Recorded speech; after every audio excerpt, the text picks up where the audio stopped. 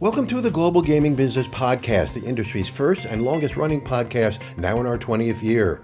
I'm Roger Gros, the publisher of GGB, and this week we sit down with Martin Storm, who's the CEO of BMM Test Labs. BMM Test Labs was the first lab focusing on the gaming industry. Martin Storm purchased the company in 2003 and has expanded it across all continents and new technology sectors of the gaming industry. The company recently received approval to test sports betting technology in Brazil. During this interview, he discusses why he helped form RG 24/7, designed to train employees of land-based and online casinos about how to recognize players who may have problem gamblers. He also talks about the reorganization of his company around global issues rather than regions and the introduction of AI into the gaming agenda. He spoke with me at the ICE trade show in Barcelona in January. Martin, thanks for joining us. My pleasure, Roger. It's great to see you. Like you mentioned just a while ago, we knew you when you were a little company, but the thing about your company that people don't really realize is that you were the first company that did testing of any sort in the gaming industry. Back in what was it? Back in the 70s? Yeah, actually 81. 1981. Okay. Yeah, BMM started doing the lottery and horse racing systems for the Victorian government, which led to a set of standards for casino work in 1992. Those standards became the basic standards that people use today. GLI used them, others used them, and that's how the industry started. So we were part of that back in the day. Question about that. So you've had a very busy year. Tell us some of the accomplishments you guys put up on last year in 2024. Yeah, we had a great 2024. We had our 8th consecutive year of financial growth, which is always nice. Mm-hmm. Got to pay the bills. We did a lot of work around the world. We put a lot of effort into our business in Brazil. Mm-hmm. Which paid off in spades, so that's going really well. And in Brazil they've only legislated for iGaming, but we're doing so much work. And I don't know if you know, Roger, but the Brazilian governments or the regulators wanted a whole lot of work done by December 31, 2024. Mm-hmm. And so ourselves and GLI and maybe some others, I'm not really sure, were under a lot of pressure from their customers to get the work certified by that date. And what we found was that a lot of work, we had people working right through every day till 31 December, and all of a sudden more work came and more work came and more work came, and we were telling people, hey, we can't do it. And the reason is because the other suppliers couldn't do it at all. Sure, right. So we were picking up work from all of our competitors. So that was fantastic for us. So that was great. We've done a lot of work in Africa. We got licensed in Botswana, in Nigeria. We won the Best Gaming Lab of in the World Award with Vixio last year. They had an award for the Best Test Lab or Solutions Provider, and we beat all of our competitors to win that award. So I think that's part of that story that you and I tell. We've known each other for 22 years or something, and now we're at that stage now where we're right up there and we're competing. And we've done lots of other things. We've reorganized ourselves as a global business, so we no longer manage our business regionally or geographically. We manage it through lines of business. So Marzio Turini runs our iGaming business worldwide, and Kirk White runs our land-based business worldwide. And so in a sense, we're kind of treating customers as global customers, and we're servicing them as global customers. So that's been a really interesting experience for us. And that makes sense, because then they can concentrate on the area that they know very well. Yeah, so there's specialization. Not just somebody who's over African has to know a little bit about every part of the business. And that's true. That specialization is really important. And we're starting, we had 23 years of the other model. Right, yeah. And so transitioning to this new model, we've done a year, and I think we've got a year to go. Yeah, okay. Well, like I say, you're doing a great job. So thanks. I got a tour of the floor yesterday, and your stand is front and center. How important is ICE for you, for your company? It's become. I went to my first ICE in 2003, and it was a small show, and G2E in Vegas dwarfed it. Right. You'd remember all that. I remember. You'd remember it really well. It's not true today. No. G2E G2E will only grow now if the Europeans come over. Right. Evolution, Playtech, Play and Go, all those companies. Otherwise, this is the show. Yeah. This is the biggest show in the world. It's in the fastest growing segment, which is digital, and we're thrilled to be here. We've got the biggest stand we've ever had. It's twice as big as the biggest one we had before. Okay. So we've got a huge stand. It's packed. There's so many people here. It's fantastic. The other cool thing is that in 2007, I opened up a business here in Barcelona, Right. and it's BMM Spain, and we've got nearly 150 people working here now. And a lot of those people are going to be coming to the show because we don't have to fly them anywhere. Right, They can just exactly. drive here. So that's going to be exciting for them. It's really easy logistics for us. So a great show. Every major customer in the world. 7 years ago, we were barely in the digital segment, and today we're very close to the leader. So I think, we've been really lucky. Sure. We've worked really hard. We've had great leadership in Marzia and others in her team, and I feel like the future looks very rosy for us. And that's been extended into the Brazilian market because most of the work in the Brazilian market, there's some local stuff. Sure, right. It's mainly the big Europeans who are going in there. So we're doing that work, and it's pretty exciting. Yeah, no question. So you were also very quick to the table when it came to cybersecurity. I mean, we've seen cyber attacks on many of the operators and certainly even on the manufacturers. So you launched Big Cyber in 2020, a couple of years ago. A couple of years ago, yeah. So how is that working, and how are your customers responding to that? Yeah, well, firstly, they're all responding because they have no choice. Yeah. It's not a question of if you'll be attacked. Right. We all know the reality is it's just when. Sure. And a lot of the biggest companies in gaming have been hit in the last 12 months, as you know. And it doesn't mean there's anything wrong with them. It's just someone's targeting them and they're going to eventually find their way in. Right. And the question is, what do you do about it when something happens? We started Big Cyber to provide 3 component pieces. There's so many things that you can do in cyber, but we wanted to do 3 things well. Those 3 things are, because we're a testing company, we can do really good testing and audit work. So we do all of that. Penetration testing, audit, security audits, etc. So that's a natural extension of our business. But we partnered with 2 great companies. One of them on the risk management side of things, which is a company called MaxSure in the United States. And they have a methodology, they have a unique IP and methodology and scoring systems for determining what your current state is in relation to a cyber attack or cyber threat. And so we're doing that with customers, because what we found is that if you didn't do that work first, everybody who came to you said, buy my solution.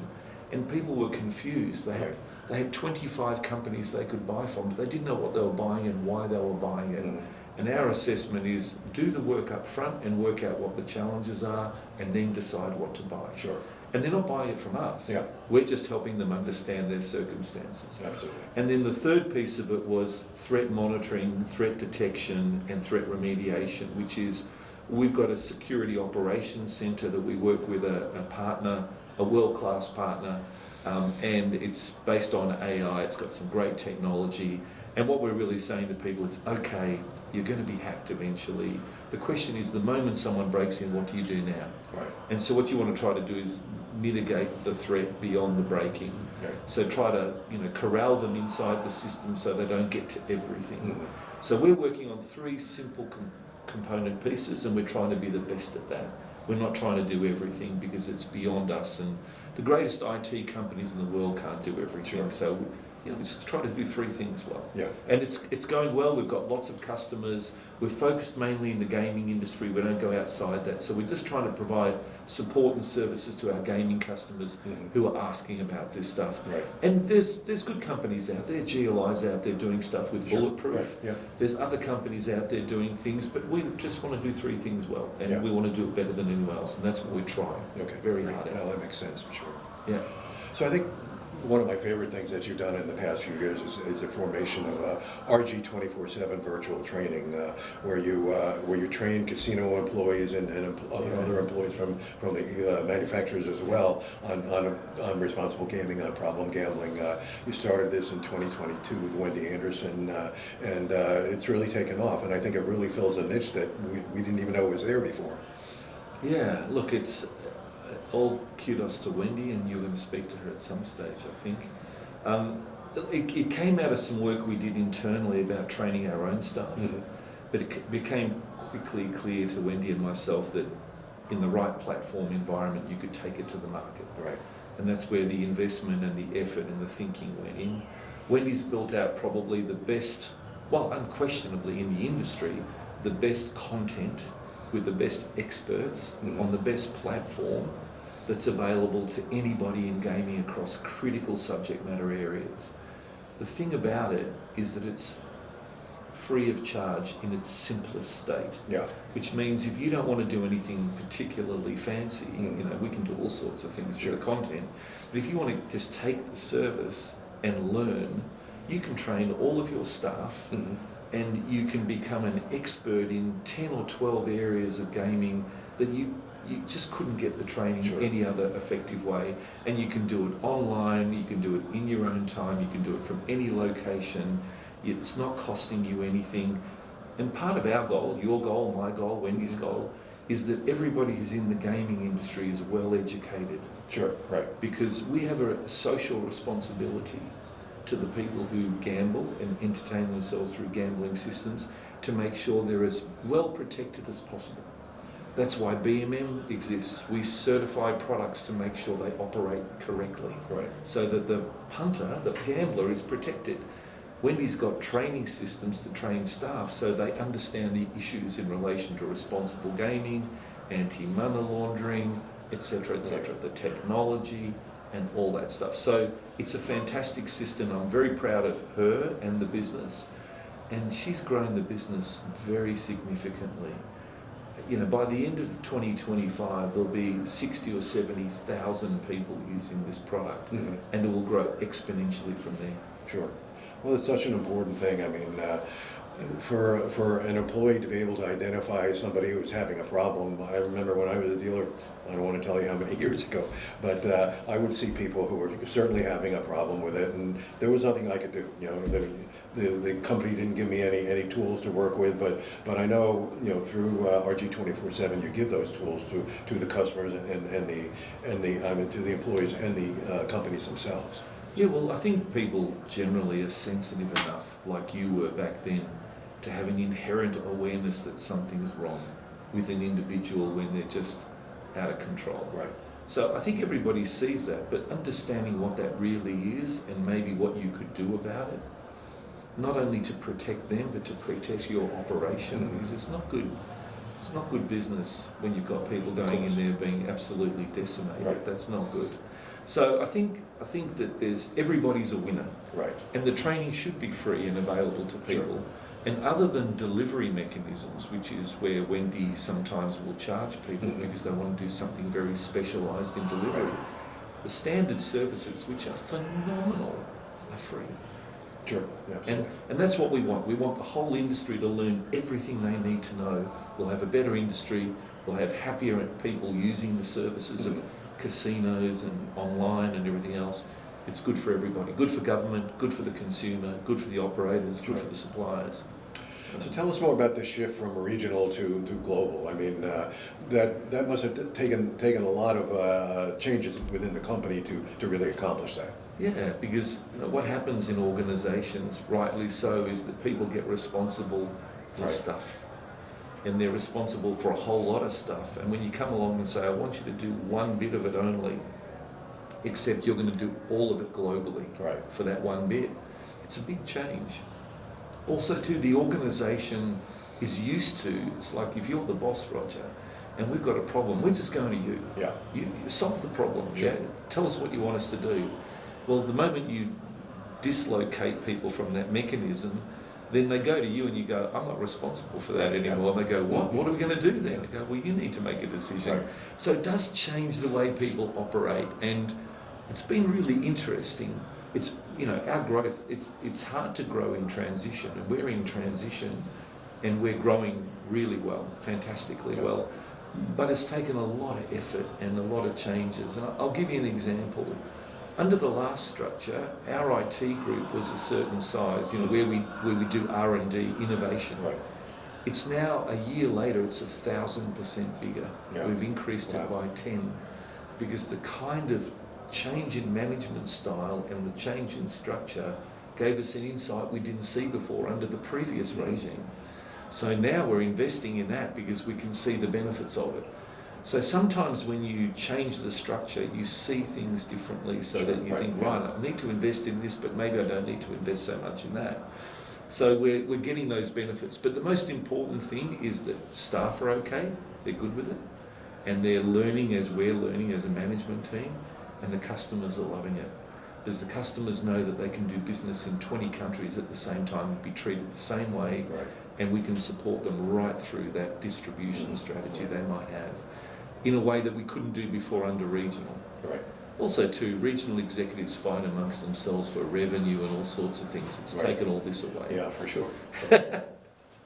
So, remembering back again, 40 years ago or so, when the regulatory bodies did all the testing, people always got very frustrated with how slow it took. And obviously, BMM test labs, you mentioned in Brazil how your customers really appreciated the speed that you tested their devices at.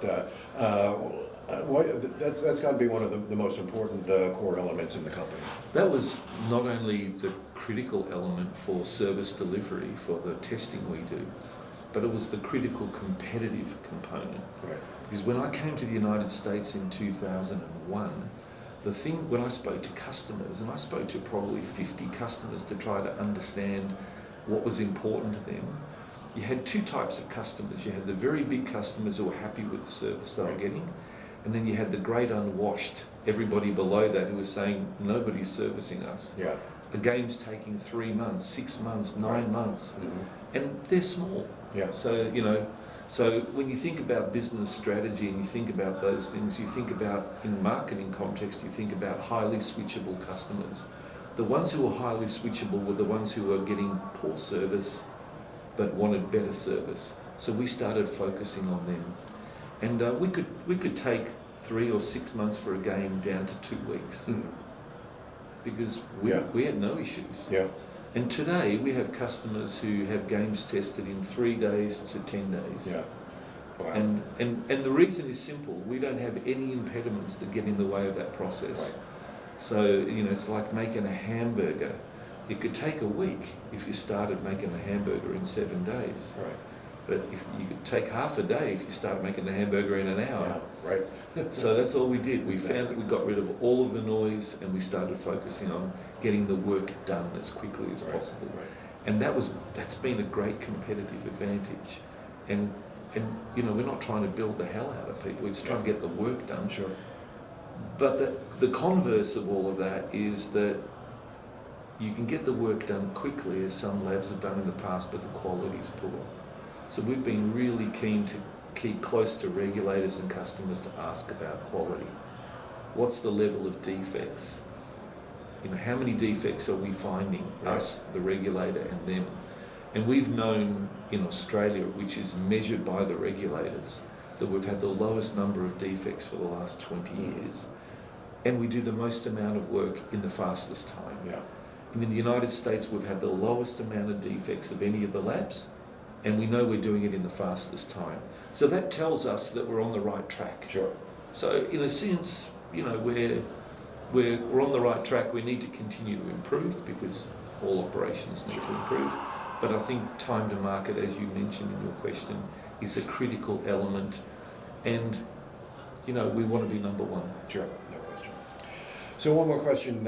Here we are in early 2025. So what are some of the services and markets that you're going to focus on this year? Well, we're going to continue on with a bunch of things. We're going to work really hard on the cyber side. We're going to work really hard in some markets like Brazil, as an example, where we're going to continue to work really hard with RG 24/7, but Wendy's going to drive that, and you'll speak to Wendy. we, we've got a whole bunch of customers who've already committed to this year, almost exclusively to us, which I think is going to shock the market. And so, just as a focus for us is the ability to make sure we deliver properly for them. It's not enough to win the business; you actually have to deliver. And if you don't deliver, you won't have the business for long. That's for sure. So we're going to focus a lot of our energy this year on delivery because we've got so much work coming in. And we're at I would think in about a week from now we're going to be about 900 people. And then by the end of the year it'll be even more. And it's a lot of people to manage in a lot of locations. So we've got 16 locations. We've got a great management team, but it's still always very challenging. But from my point of view, a simpler way to think about it is we have to get better at everything. Everything. In some areas we're fantastic, but we could still be better. So get better at everything, get faster at everything. Speed is a competitive advantage. And part of changing the structure is to get better decision making faster. In the old system, we struggled a bit sometimes. It would take a week or two to make a simple decision. And you could have made that decision in 10 minutes. I just needed to empower you to do that. Because you know what to do. So that's part of our thing too. So get better, get faster, get smarter in the sense that we're developing a lot of technology in-house based on AI and a bunch of other things that are going to help us be more productive. And make sure that we can do more with less, which is good. So they're the kind of high-level things. Markets, we're going to focus a lot on digital and land-based, because the digital especially, look at the show, it's growing so much, iGaming. I mean, there's so many companies here, it's frightening. I don't even know half of them. I mean, the world that you and I came from, we were pretty happy with who was there at G2E, right? Now the numbers are triple here. It's crazy. So it's amazing. So we're 2025 will be exceptional. Well, Martin, congratulations on the success with this business. It's really exciting to see it ramp up. We've been a fan of Beyond for quite some time, and we're glad to see you be successful and really make a change in the business, especially with the RG 24/7 product. Well, thank you, and thanks for your support over the years, and you provide a really valuable industry service, and the industry couldn't have grown without people like you. So thanks. I'm glad to hear that. Thank you. Good on you.